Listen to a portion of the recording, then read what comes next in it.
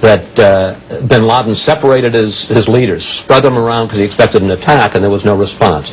I understand that hindsight is always 20/20. No, let's talk about it. But the question is, why didn't you do more, connect the dots, and put them out of business? All right, let's talk about it. I will answer all those things on the merits, but first I want to talk about the context in which this arises.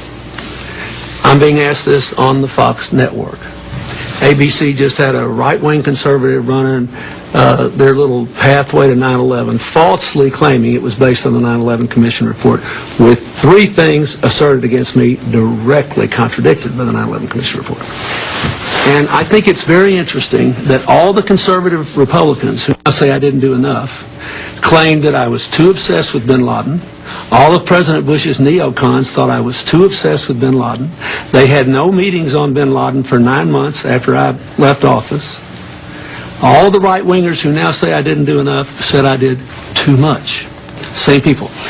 They were all trying to get me to withdraw from Somalia in 1993 the next day after we were involved in Black Hawk Down, and I refused to do it and stayed 6 months and had an orderly transfer to the United Nations. Okay, now let's look at all the criticisms.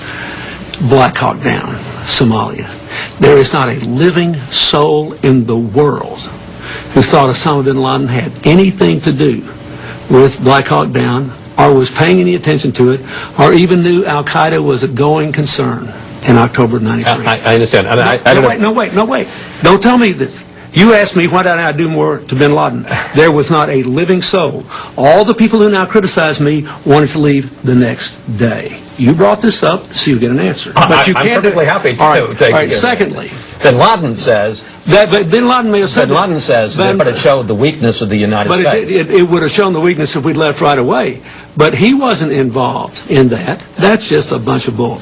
That was about Muhammad Aidid, a Muslim warlord, murdering 22 Pakistani Muslim troops. We were all there on a humanitarian mission. We had no mission, none, to establish a certain kind of Somali government or keep anybody out.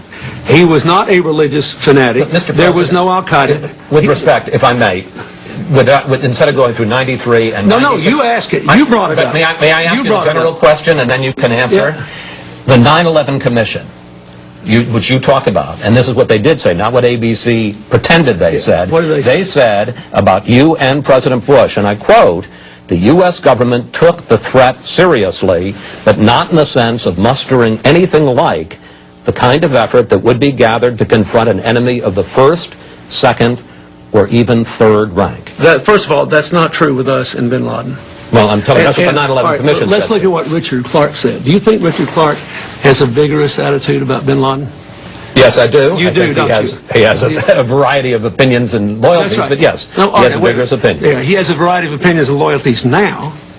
But let's look at the facts. He worked for Ronald Reagan. He was loyal to him. He worked for George H.W. Bush. He was loyal to him. He worked for me, and he was loyal to me.